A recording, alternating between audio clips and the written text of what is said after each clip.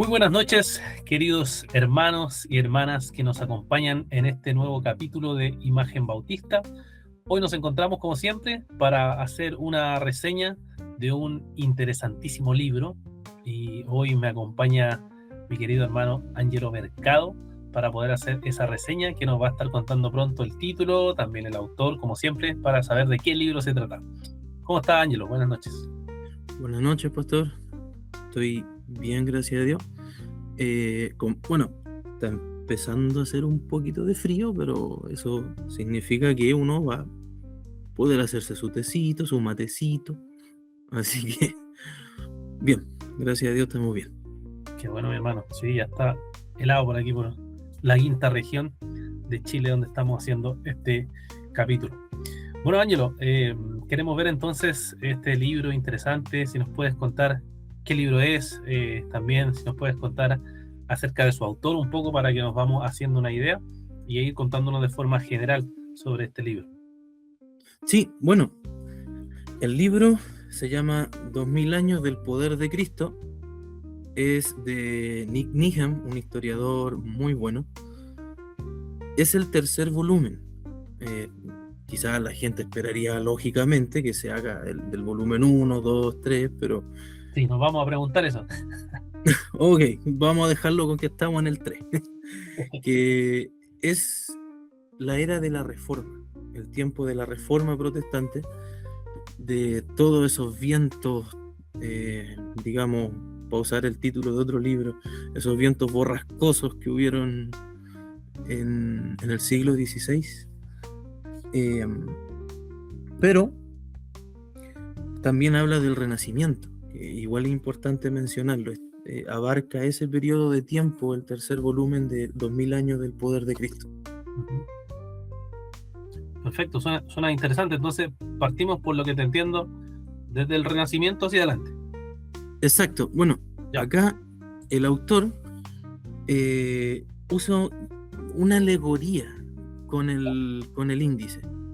Por ejemplo, él usa la alegoría de la primavera.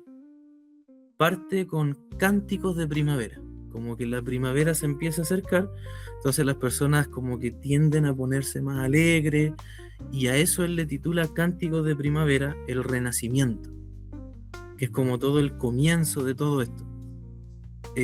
Luego, como la primavera, los días se empiezan a alargar en luz, nosotros en el otoño vemos que el día se acorta en luz, en la primavera se empieza a agrandar la luz solar, los días empiezan a ser más largos, entonces usa ese título para el segundo capítulo, Sol creciente, o sea que la luz del sol empieza a crecer más. Martín Lutero y el nacimiento de la Reforma Protestante, como digamos Dios trayendo luz en medio de la oscuridad, los días se empiezan a alargar.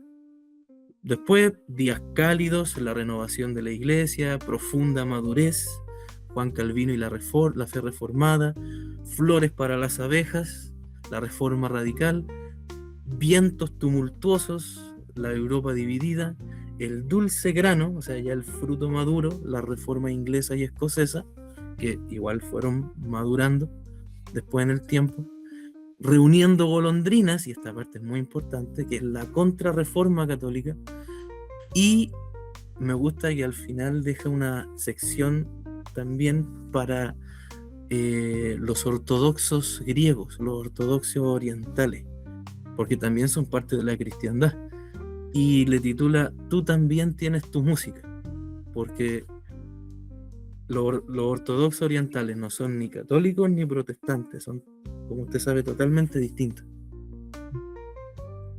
Todo eso que me nombra entonces son los títulos, digamos, de los capítulos que tiene este volumen 3, ¿cierto?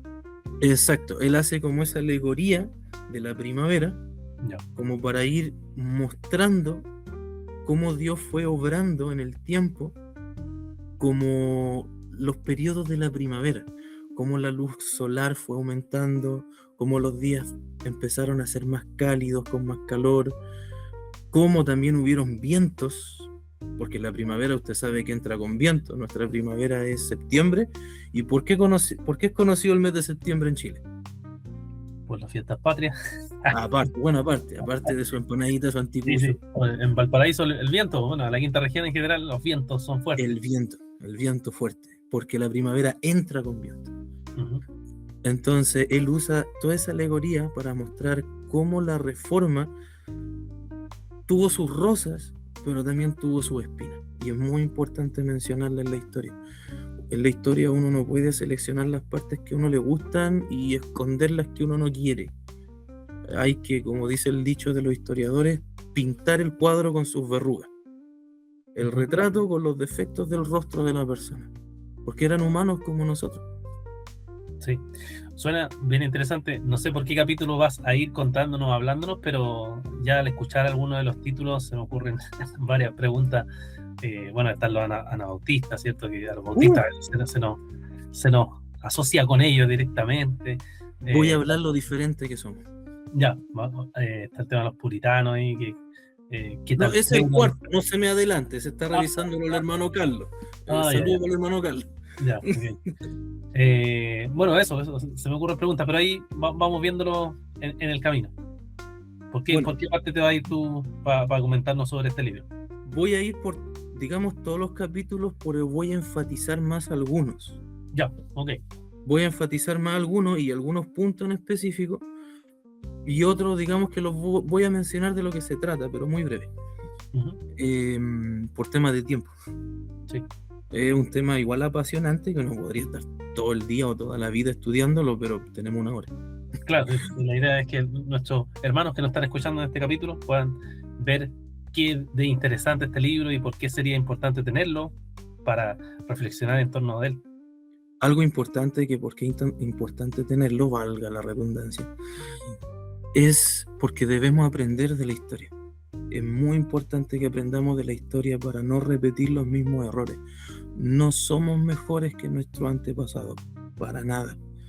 Nosotros quizás en el lugar de ellos hubiéramos cometido más errores.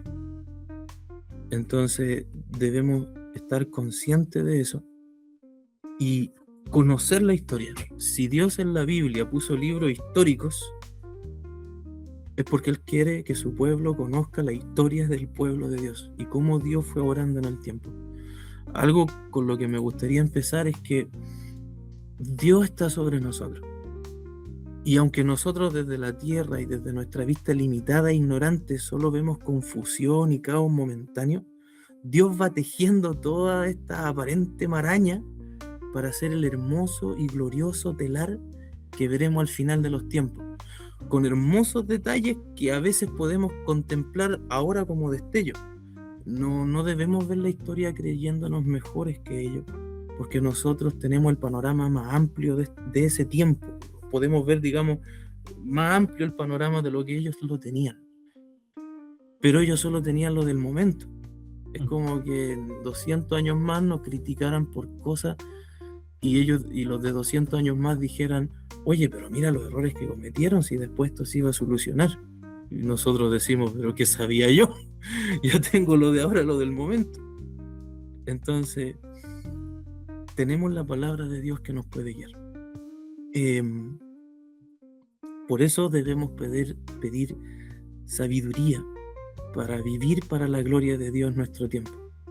Hay un versículo que Daniel 2, 20-22 que dice: y Daniel habló y dijo: sea bendito el nombre de Dios de siglos en siglos, porque suyos son el poder y la sabiduría.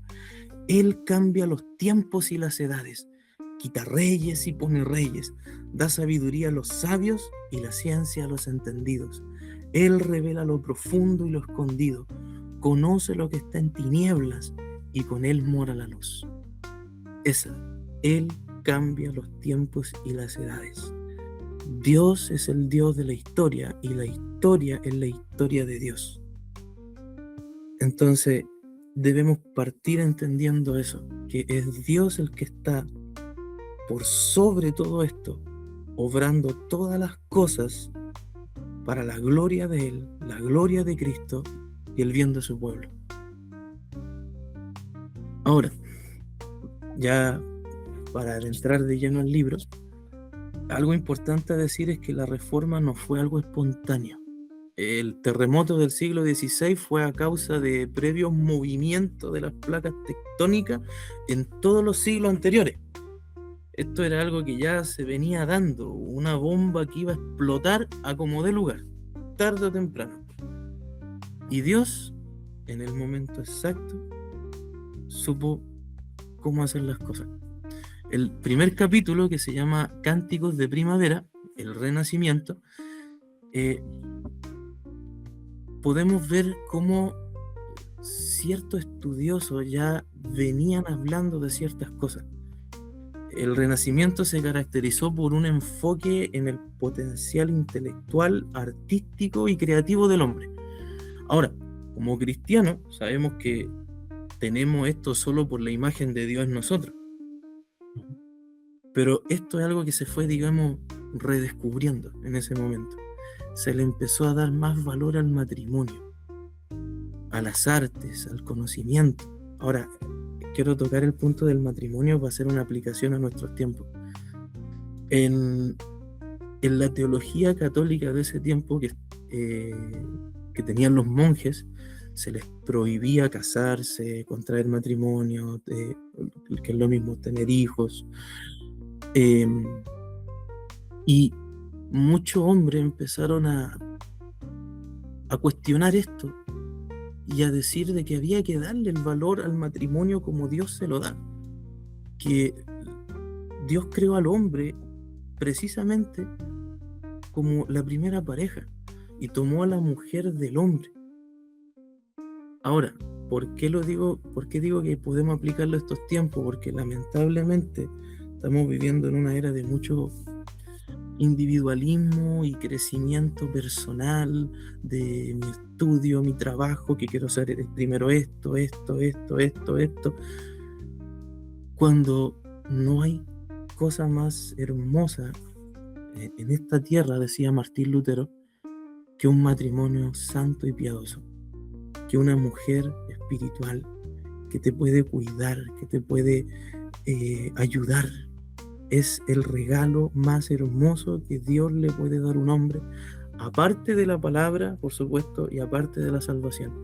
Pero como regalo en esta tierra, lo mejor que le puede dar a un hombre, como dice Proverbio, es que la mujer, una buena esposa, es don de Dios. Ahora, volviendo al tema, entre los humanistas, el libro menciona a muchos, pero nombremos a uno primero, solo a uno. Erasmo de Rotterdam, nuestro amigo Erasmo. Él es un buen ejemplo de humanista, cristiano, conservador, pero profundamente controversial para su tiempo. Él se empezó a dar cuenta de muchos errores en el catolicismo, como por ejemplo el no ser claros a la hora de predicar el mensaje al pueblo común y corriente, el no darle a las personas la palabra de Dios en su idioma. Por ejemplo, ¿quién de los que está escuchando el podcast, o quizá usted mismo, puede entender esto que voy a decir?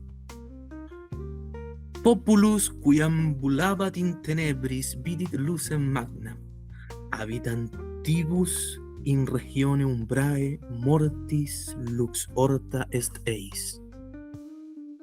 Que te comas toda la comida. La traducción de eso es esto: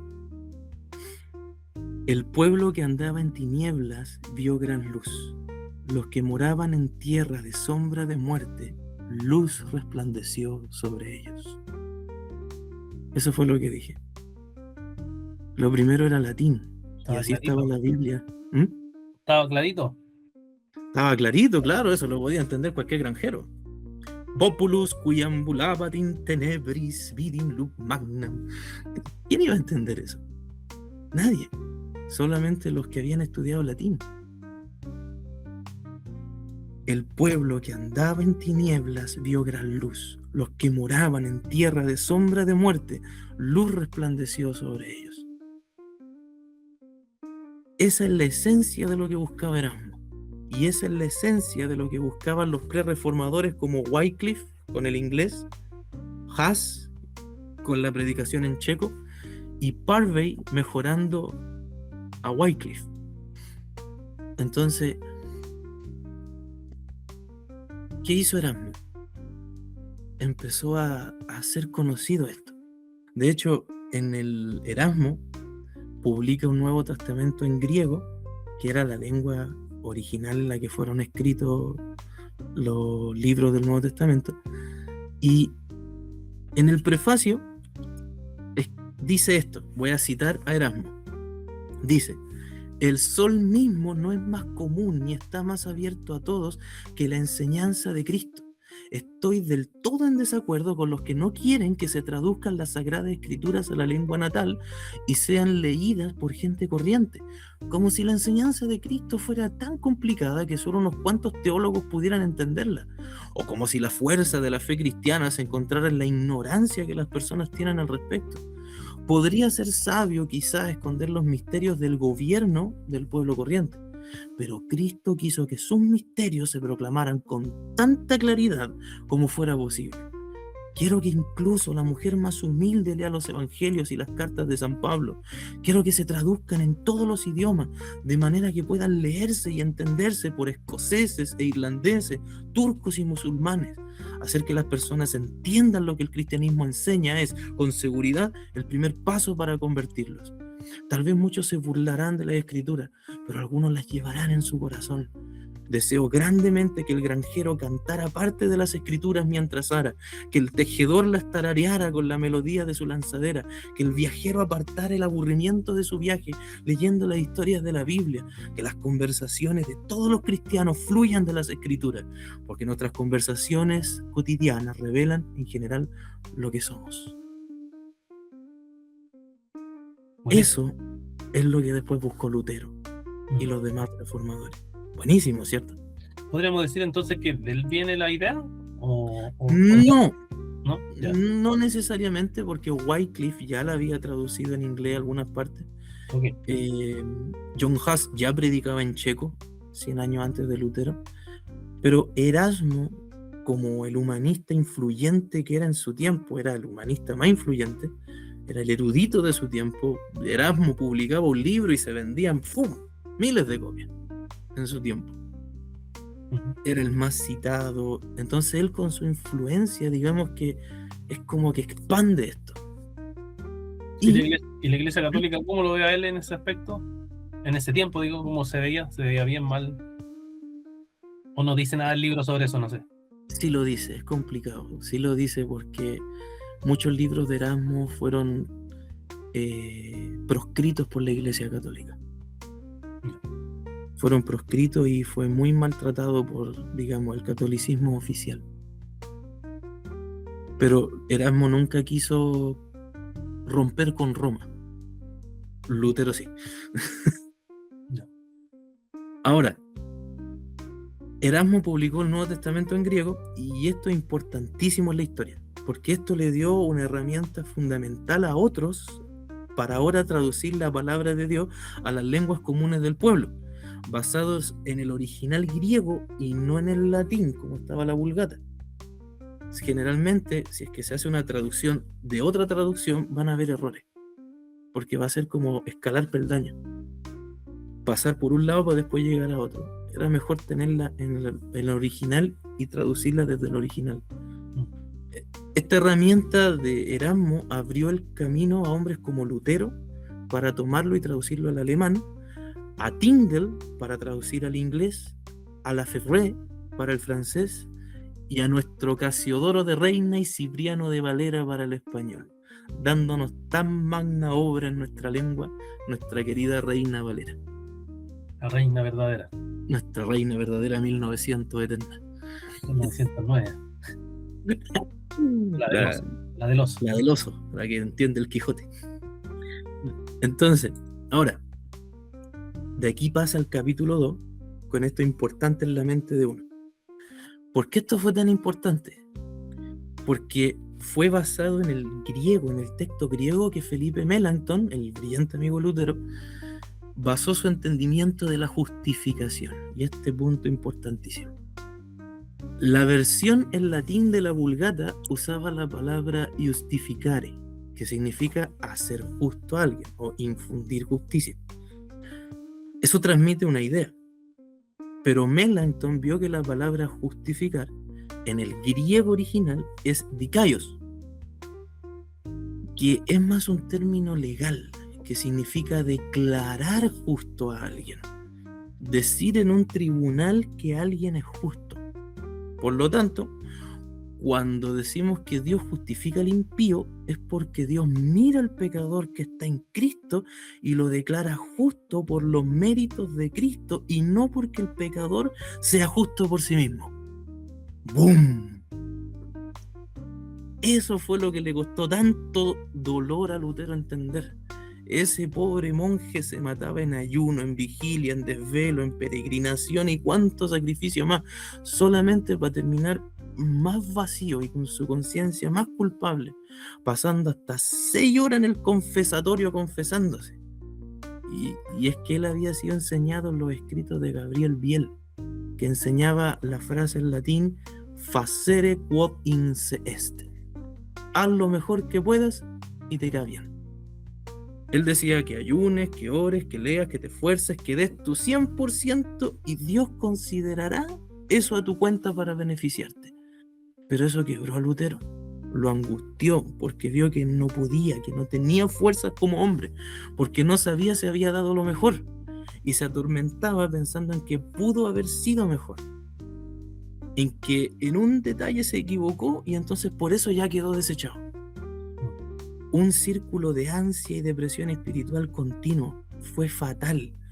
Pero hoy muchos tienen la misma teología del católico Gabriel Biel, a pesar de decirse evangélicos. Facere quod inse est. Haz lo mejor que puedas. Ora, ayuna, lee, esfuérzate, comprométete más. Y así Dios te va a mirar con más favor. Pero eso quiebra a las personas. Las hiere por dentro porque no les muestra el favor de Dios hacia ellos, que es independiente de cuánto hacen ellos o no.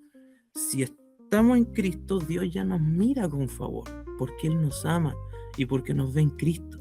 Ahora, tampoco debemos caer en el antinomianismo, porque sí debemos orar y leer y esforzarnos, pero no para ganar su favor, no para que nos ame más, no para que nos mires con más favor o vea cuán especial podemos ser, o lo diferente que seamos de los demás, y vea que nosotros sí somos de verdad, no, sino como una respuesta a su amor, que ya estaba incluso antes de que siquiera naciéramos. Eso es importantísimo. Claro, eso cambia todo, ¿no? Se ve de una perspectiva totalmente diferente a lo que Biel proponía y lo que hizo, digamos, afectó a Lutero. Y si hay personas que tienen esa misma perspectiva, finalmente, como decías tú, terminan dañándose en vez de encontrando la gracia de Dios. En vez de beber de la fuente de agua viva, se van por las cisternas rotas, ya, parafraseando un poco Jeremías. Exacto. Muy buen versículo, muy buen versículo. Cisternas rotas que no retienen el agua. No los van a poder saciar nunca. Uh-huh. Es el legalismo en su máxima expresión. Sí. Cuéntanos entonces, ¿qué más hay aquí en este capítulo? Le contamos a nuestros hermanos que estamos viendo este nuevo capítulo de podcast aquí en Imagen Bautista junto a mi hermano Ángelo. Este libro que está o estará en español pronto, ¿cierto? Está en español y se está vendiendo. Bueno, aquí tengo la versión en inglés, pero está en español. Digo, como lo mostraste en inglés. Por publicaciones Aquila. Perfecto. Esperamos entonces que este capítulo sea interesante para nuestros hermanos y después se animen a comprar y ver todo esto que nos está contando nuestro hermano Ángelo. Bueno, ¿por qué capítulo vas? ¿Capítulo 3? Voy por el capítulo 2. Quiero enfatizar los primeros capítulos porque son muy importantes. Uh-huh. Ahora, eso, aquí con lo que dijimos antes, el autor Nick Needham hace una muy buena aclaración. Cito lo que dice en el libro. Lo que hablamos acerca de que nuestra perspectiva ahora cambia y ahora no hacemos las cosas para ganarnos el favor de Dios, sino porque ya lo tenemos. Y actuamos por amor, no por miedo o por terror, sino por un temor filial, por amor hacia Dios. Acá Nick Needham dice: esto tampoco conducía a una actitud descuidada respecto al pecado, porque, según afirmaba Lutero, la fe verdadera involucraba el arrepentimiento por su naturaleza misma. Al recibir a Cristo, la fe conducía al Salvador mismo a vivir por su espíritu en el alma del creyente. En la fe, Cristo mismo está presente, dice Lutero. La presencia de Cristo en el creyente lo hace santo y perdonado, aunque no perfecto ni libre de pecado. De modo que para Lutero el verdadero cristiano era, al mismo tiempo, siempre pecador, siempre penitente, siempre justificado. Cuando Lutero alcanzó este entendimiento de la justificación por la justicia imputada de Cristo por medio de la fe, Lutero dijo: sentí que había nacido de nuevo y que las puertas del paraíso mismo se me abrían de par en par y que yo había podido entrar. Esto fue la conversión de Lutero. Sol creciente. Los días ahora tenían más luz solar y la noche estaba retrocediendo y el día ahora era más extenso. Al pueblo que moraba en tinieblas, luz les estaba resplandeciendo. Podemos sacar una aplicación para nuestros tiempos. A veces leemos la Biblia y como hay partes que cuesta más entender, nos rendimos y las pasamos por alto. A veces el lenguaje no es claro y la forma de predicar a veces es muy complicada para el oyente normal. Y esto es como si le estuviéramos hablando en latín. Caemos en la trampa de que, como es español, entonces está bien. Pero el español que solo el Quijote podría entender, o un académico de los más altos. Yo amo el idioma, amo la poesía, amo mi reina Valera tan querida, mi reina verdadera. Pero cuando la predicamos tenemos que ser claros y explicarla de forma tan entendible que incluso nos puedan entender los niños en las bancas de la iglesia, porque para ellos también es el mensaje. Por ejemplo, siendo justificado gratuitamente por su gracia mediante la redención que es en Cristo Jesús. Ese versículo, Romanos 3:24. ¿Por qué lo menciono? Porque cuando yo era niño no lo entendía. Y tampoco tenía quien me lo enseñara. Pero si uno ve profundamente el sentido de las palabras en el original griego, por ejemplo, justificados, que es dikaios, declarados justos ante un tribunal, gratuitamente, dorean, sin causa, sin mérito, sin que hayamos hecho o dado algo. Eso significa gratuitamente en griego. Gracia significa favor inmerecido, don, regalo, dádiva, gratuito. Redención es de la palabra apolitrosis, que es el precio de un rescate, es el pago que se hace para liberar a un esclavo. Y Cristo Jesús, que sabemos que Cristo es el ungido de Dios y Jesús significa Dios salva. Ahora, entonces, siendo justificado gratuitamente por su gracia mediante la redención que es en Cristo Jesús, significa, en otras palabras, somos declarados justos en el tribunal de Dios, perfectos, como correctos, no por algo que hayamos hecho, no por nuestros méritos, sino porque Él quiso darnos su favor inmerecido, porque se ha pagado un precio para poder rescatarnos, una fianza para librarnos del castigo, pagada por el hombre que Dios ha ungido, Cristo, nuestro Salvador, porque de Dios es la salvación. Jesús, Él y solo Él nos salva. Hay más entendimiento. A veces la leemos y pensamos que como es español, bueno, los niños y los demás ya lo entendieron. Pero como dijo el eunuco, ¿cómo voy a entender si no hay quien me explique? Claro. Ahí vemos la necesidad igual de buenos maestros, de pastores, maestros que enseñen la palabra y las cosas, digamos, teológicas altas, puedan explicarlo como a niños, ¿cierto? Como dar la comida en la boca a los niños para que logren entender la palabra y aplicarla a sus propias vidas. Entonces es muy importante tener buenos maestros, como tú decías, quizás cuando niño No tuviste quizá buenos maestros o alguien que te explicara estos términos, pero cuando uno los entiende en su contexto y las implicancias que ellos tienen, sin duda es súper profundo, muy rico para la vida cristiana. Exacto. Y Martín Lutero decía, la teología debe ser enseñada como una madre enseña a su hijo. Eso es importantísimo, porque habla de la claridad y a la misma vez de la amabilidad, la ternura de corazón para enseñársela por su bien. Ahora,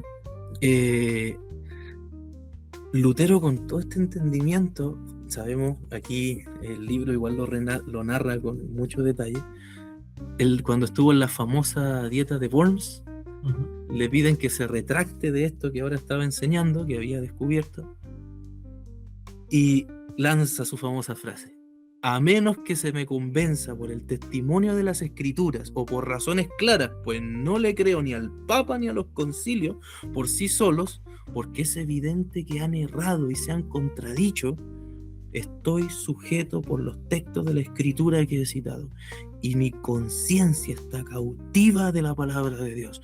No puedo ni quiero retractarme de nada, porque no es seguro ni correcto actuar contra la conciencia. Dios me ayude. Amén.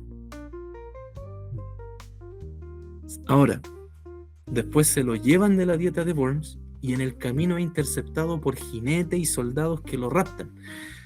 Y yo me disfrutaba la lectura cuando iba leyendo eso, porque no se lo llevaron a Roma, no era para matarlo, no, era para rescatarlo.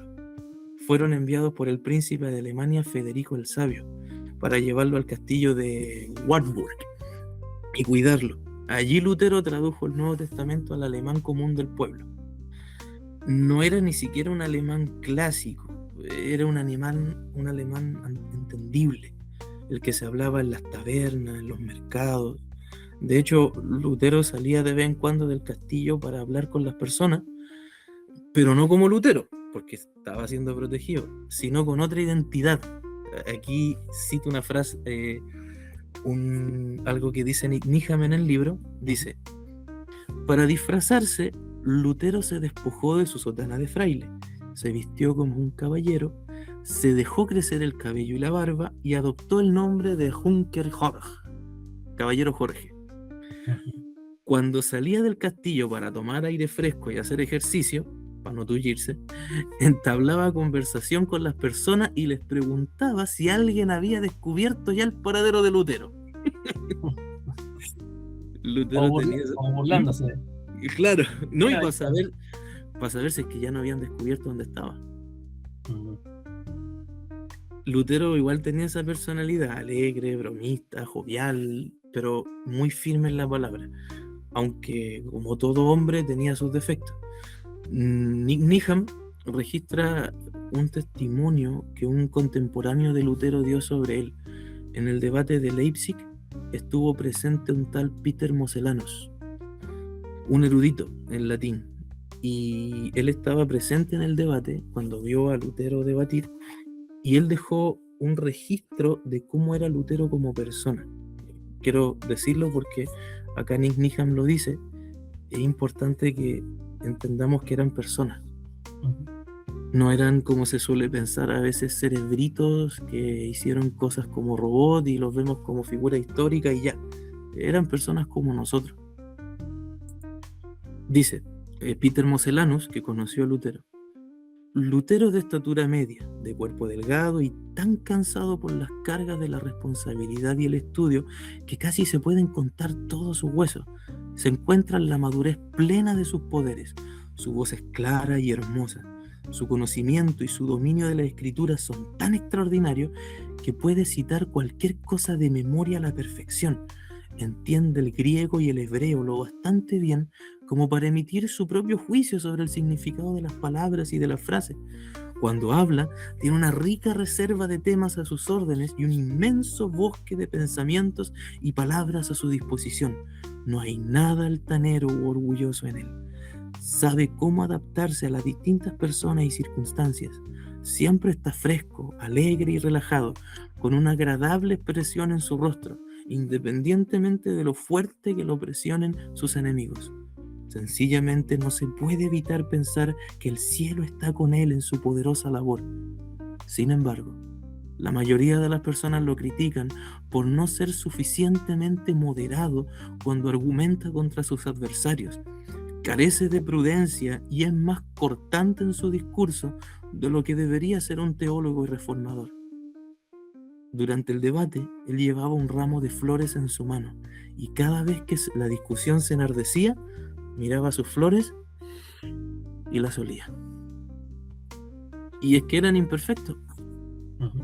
Eran hombres sujetos a pasiones como nosotros. Se equivocaban en sus decisiones y muchas veces pecaron, pero fueron usados, porque es Dios el que ordena la historia, usando instrumentos humanos. Esto me da esperanza porque yo he tomado muchas decisiones equivocadas, pero sirvo a un Dios perfecto, que sé que me ama y que me ayuda como un tierno padre en mi vida cristiana.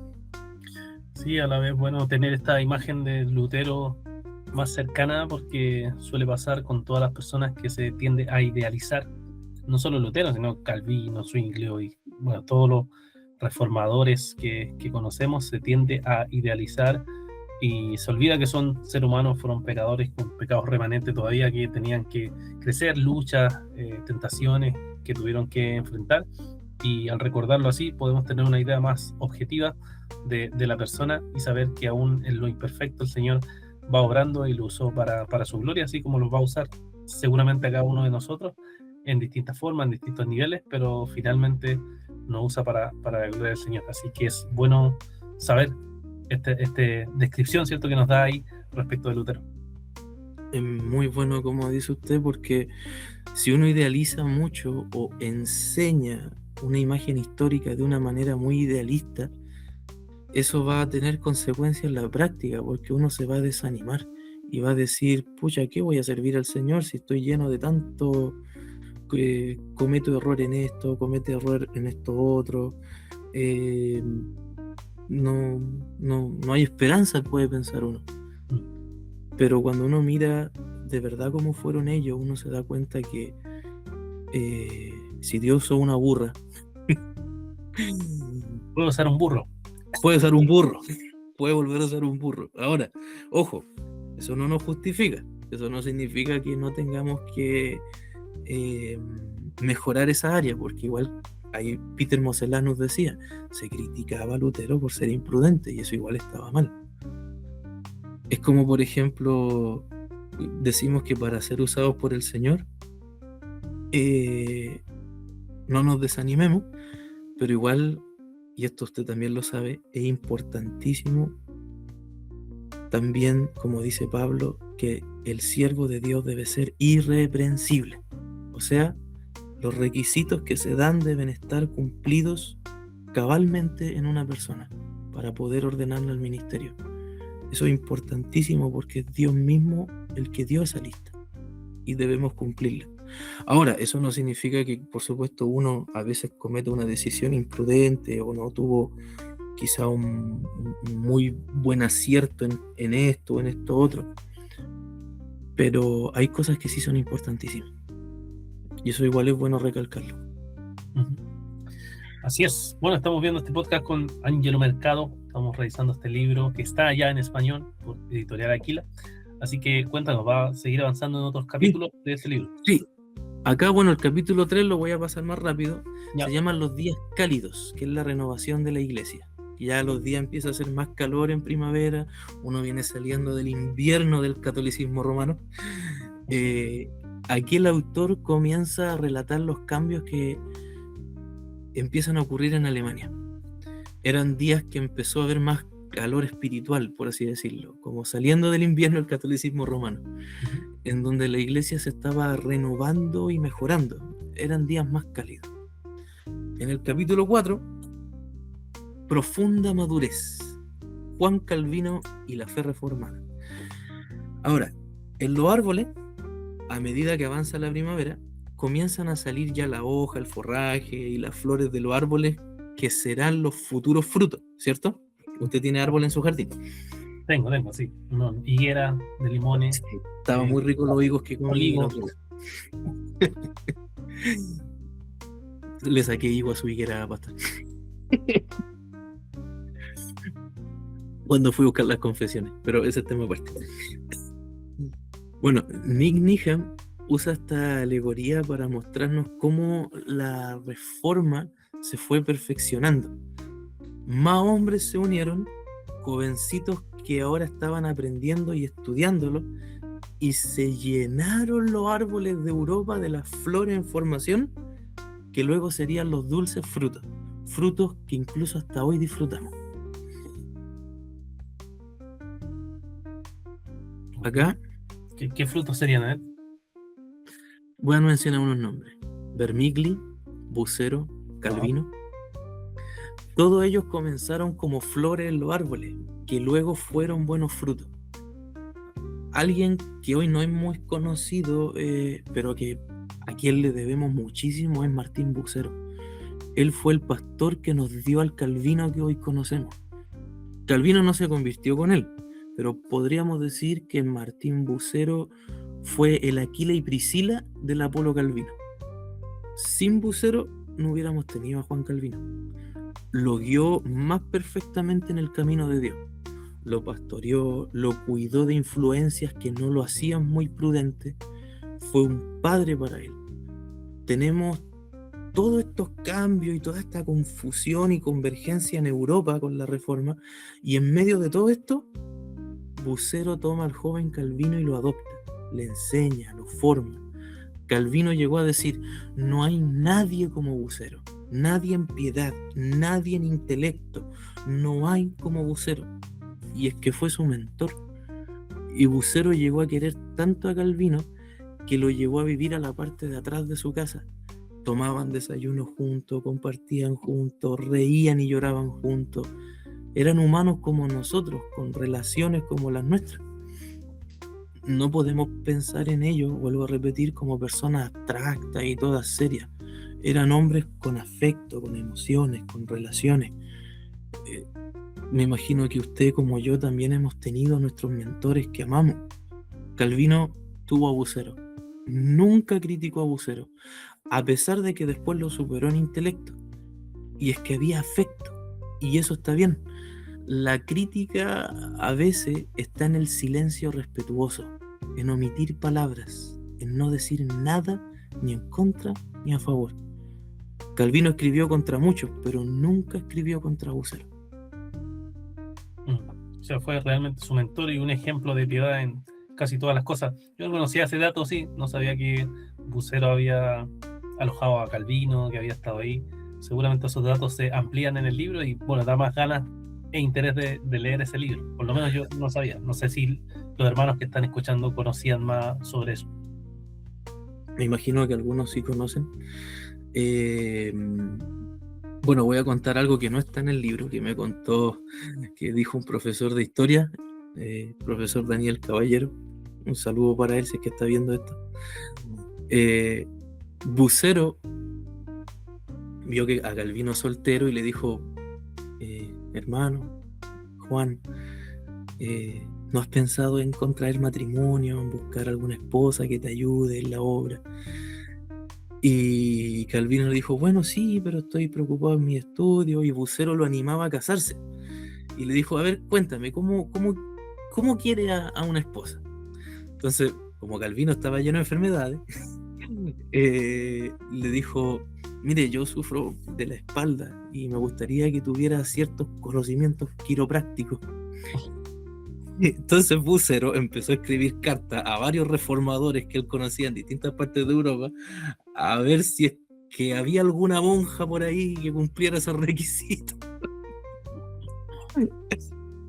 Entonces, al final encontraron una mujer para Calvino, y del Este.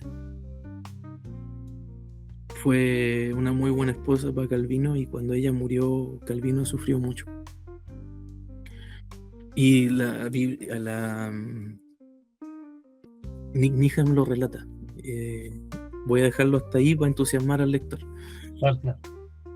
Ahora, el punto es que Calvino comenzó a hacer tan buen trabajo, influenciado por Bucero, que Dios lo usó para convertir a Ginebra, digamos, en el paraíso de los reformados.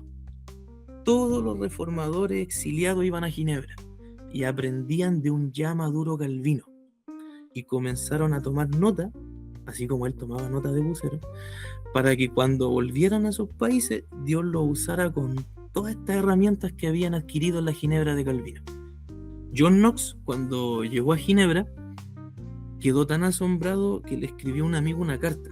Nick Needham pone un extracto de esa carta en la que dice, cito: yo podría haber deseado desde luego, y no puedo dejar de anhelar, que pudiera complacer a Dios el guiarte y conducirte a este lugar, del que no temo ni me avergüenzo de decir que es la escuela más perfecta de Cristo que haya existido alguna vez sobre la tierra desde los días de los apóstoles. Reconozco que en otras partes sí se predica a Cristo en verdad, pero no he visto en ningún otro lugar, aparte de este, en donde la conducta y la religión sean tan sinceramente reformadas. Eso escribió John Knox a un amigo cuando visitó la Ginebra de Calvino. O sea, Y de haber impactado con las transformaciones que hay. fueron bastantes libros, las detalles, pero era una obra impresionante, gracias a Dios y a la firmeza de Calvino de guiarse por la palabra de Dios. Y es que no solo había una firme y contundente vida de iglesia, sino que la palabra de Dios influía a todas las áreas de la vida, a la conducta como ciudadano, al trabajo, a la vida familiar, absolutamente todo. ¿Y qué podemos ver en esto? Que en medio de la tormenta y el caos, Dios estaba mostrando que Él dirige todos los acontecimientos de la historia para su obra redentora. Como los destellos de los rayos del sol atravesando las nubes en un día nublado, así Dios estaba mostrando destellos de su plan de salvación al hombre. Sí, muy interesante toda la transformación que Ginebra llevó y bueno, como dices tú, como John Knox se sorprendió de esta transformación y lo que puede hacer la palabra hasta el día de hoy. No solo era una reforma teológica, sino que fue una reforma en todos los sentidos, moral, social, cultural, que influyó de una forma impresionante y que también sabemos que después esa visión reformada se fue traspasando a través de los otros países y esperamos que no solo llegue a nuestra iglesia esa transformación, sino que al igual como en Ginebra pueda ser transformada todas las cosas. Bueno, seguimos avanzando en este podcast, ya nos va quedando poco tiempo para ir redondeando ahí respecto a las últimas partes del libro que quieras compartir. Sí, aquí ahora viene la parte, digamos, no tan bonita. Flores para las abejas, capítulo 5, la reforma radical. No solo había los rayos del sol, como dijimos antes, también había nubes muy negras, rayos que destruyen y queman. Y es que siempre que hay una obra de Dios, el diablo intenta meter su cola. Eso siempre ha pasado, pasa hoy y seguirá pasando. Dios tiene todo el control y usa incluso a los falsos maestros que empiezan a surgir, a los lobos que quieren sobresalir, para exponer el error. Y eso hace que se resalte la hermosa obra de salvación. Pero eso no quita el dolor que los orgullosos y arrogantes causan a las verdaderas ovejas. Debemos estar alerta y atentos, porque el diablo siempre intenta dañar la obra del Señor. Acá Nick Needham relata cómo comienzan a surgir falsos maestros que dañaban al pueblo con su ambición. Pero detrás de ello estaba el enemigo, para así poder usar esto como una forma de desprestigio. Eran como la joven con el espíritu de adivinación en Éfeso, que quería confundir a las personas para que pensaran que eran lo mismo, Pablo, adivinación, como que no había problema con ello. Entonces Dios usaba estos lobos, estos falsos maestros, para dañar y desprestigiar la obra del Señor. Comenzaron a surgir falsos maestros que dañaban al pueblo con su ambición. Comenzaron a enseñar tantas locuras. No solo locuras doctrinales, que eso ya es para rasgarse las vestiduras, sino que muchos de ellos eran violentos. Se tomaron la ciudad de Münster a la fuerza. mataron gente, empezaron a creerse apóstoles, profetas. Había algo curioso en ellos, que ellos decían tener un llamamiento de parte de Dios. Aquí Ingham lo relata, y que no tenían que rendirle cuenta a nadie de ese llamamiento. Dios le hablaba a ellos se cerraban en eso. Si una iglesia o una ciudad se daba cuenta de que ellos eran peligrosos y los corrían, ellos no cambiaban su mente. Ellos iban a otra parte donde podían revolver el gallinero hasta que los reconocieran como lo que ellos creían ser. Pero algunos incluso llegaron a pensar que todos estaban mal y solamente ellos estaban bien, que ellos eran los salvos. Y es que el diablo siempre va a intentar dañar la obra del Señor, siempre. De hecho, Jonathan Edwards, en el libro Un avivamiento verdadero, dice, voy a citar una frase de otro libro, pero porque se trata del mismo tema, que Ningham habla de eso mismo.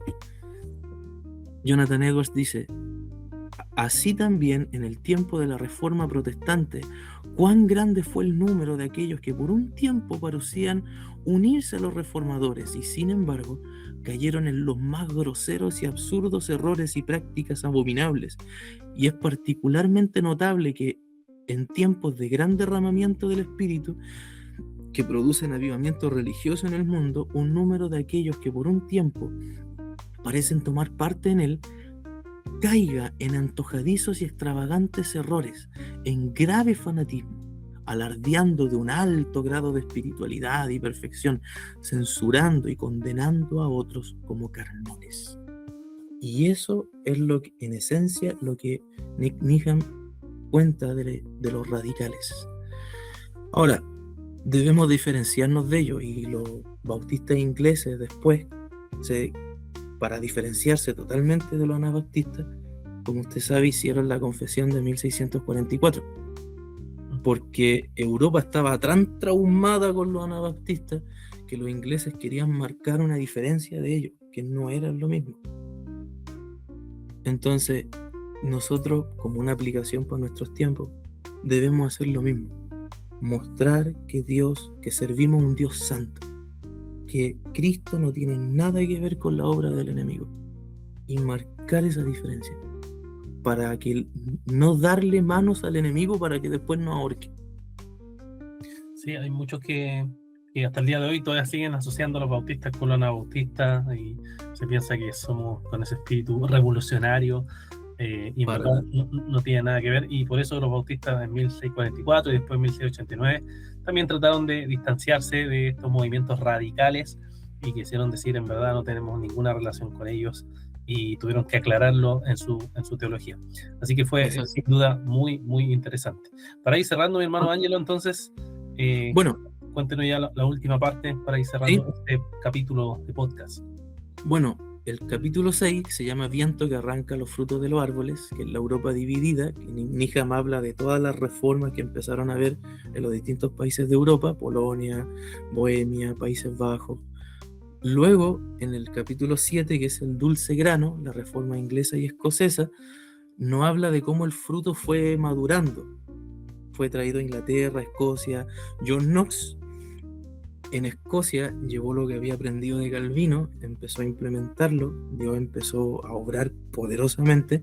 También hubieron problemas, y Ningham lo relata muy bien, cómo la obra del Señor fue creciendo en Inglaterra y Escocia.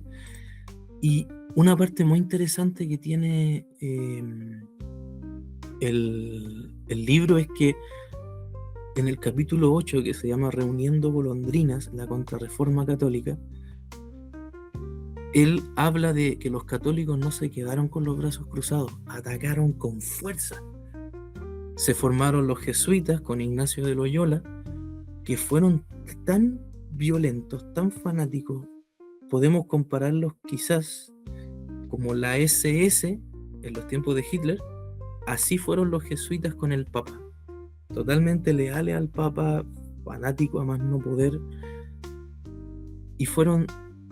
pero tuvieron su parte, digamos, estudiosa, su parte que igual fundaron universidades, educaron al clero, pero digamos como en el catolicismo más estricto, por así decirlo. Ahora, se ganaron el odio no solamente de los protestantes, sino también de muchas órdenes católicas, porque persiguieron incluso a hombres como Juan de la Cruz, de la Noche Oscura del Alma. Y hay una cita muy buena que quizás por tema de tiempo no la podamos mencionar ahora, de la Noche Oscura del Alma de Juan de la Cruz, que habla del pecado del orgullo. Cómo el orgullo empieza a surgir en ciertas personas porque ahora se creen espirituales y empiezan a jactarse de ello, pero es solamente una actuación ante los demás. Y el capítulo 8 habla de los ortodoxos orientales, que ellos tienen su música totalmente aparte. Mientras Europa se agarraba de las mechas con los católicos y los protestantes, los ortodoxos orientales estaban en su mundo, con sus problemas, con sus dificultades y también con sus cosas buenas. Un error del que podemos aprender de los ortodoxos orientales es que ellos tenían, no sé ahora, pero ellos tenían cierto desdén por el estudio sistemático, como los protestantes, a la manera como lo hacemos nosotros. Entonces eso les costó muy caro, porque muchos jóvenes se migraron al catolicismo porque lo vieron más intelectual, más estudiado, más firme, por así decirlo, más preparado, y perdieron muchos jóvenes que se fueron al catolicismo por eso. Como aplicación a nuestros tiempos sería no descuidar el estudio, como en nuestro contexto hispanoamericano se tiende a descuidar entre la iglesia evangélica, y a tener una teología robusta, firme, basada en la palabra de Dios. Que la palabra de Dios alumbre el entendimiento de las personas. Que la palabra de Dios sea como el versículo que leímos al principio: al pueblo que moraba en tinieblas, luz resplandeció sobre ellos, y los que moraban en sombra de muerte, luz les resplandeció. Entonces, para concluir, ¿qué podemos sacar de todo esto que vimos? Que en medio de toda la maraña de acontecimientos, que si hubiéramos estado en medio de todo eso no lo hubiéramos entendido en ese momento, Dios estaba cumpliendo sus promesas. Él le dijo a nuestros primeros padres que de la descendencia de ellos enviaría un Salvador, y lo envió. Pero el trabajo no terminó. Él trajo la salvación en Cristo, pero ahora Él lleva esta salvación hasta el último rincón. Esta es la historia de Dios. La historia le pertenece al Señor.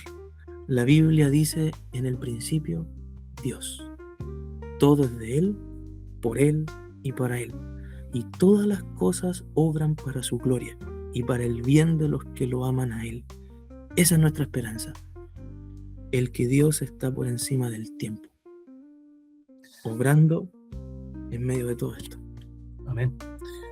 Bien, hermano Ángelo, queremos agradecerte por esta reseña que nos has presentado hoy de este libro de Aquila, para que nuestros hermanos, entonces, si les ha interesado este capítulo, si les ha interesado este contenido, sepan que tenemos muchos más capítulos también de podcast que hemos hecho anteriormente, y pueden revisar en las redes sociales, en YouTube principalmente, donde están nuestros capítulos, y interésense entonces en este libro también que nos ha reseñado hoy nuestro hermano Ángelo. Así que, Ángelo, ahí puedes despedirte en tus palabras finales para ir finalizando este capítulo de podcast. Bueno, muchas gracias por su tiempo, por haber escuchado esto. Me hubiera gustado que hubiera sido más, pero lo dejamos ahí para enganchar al lector a que adquiera su libro. Teología e historia son muy importantes para la iglesia. Y Publicaciones Aquila ha traído en español este libro, que ya está disponible, y pronto saldrá este, que es el volumen 4, que es la era de los puritanos en Inglaterra. Buenísimo, muy bueno, lo está revisando el hermano Carlos, así que los dejamos ahí. Buenísimo. Gracias, hermano Ángelo. Entonces, mis hermanos, nos vemos, si Dios quiere, en el próximo capítulo. Estamos nuevamente también poniendo artículos ahí en la página de Imagen Bautista, si quieres seguirnos y revisar nuestros capítulos anteriores, donde hemos hecho muchos podcasts de muchos libros interesantes. Así que nos vemos, que el Señor les bendiga. Adiós.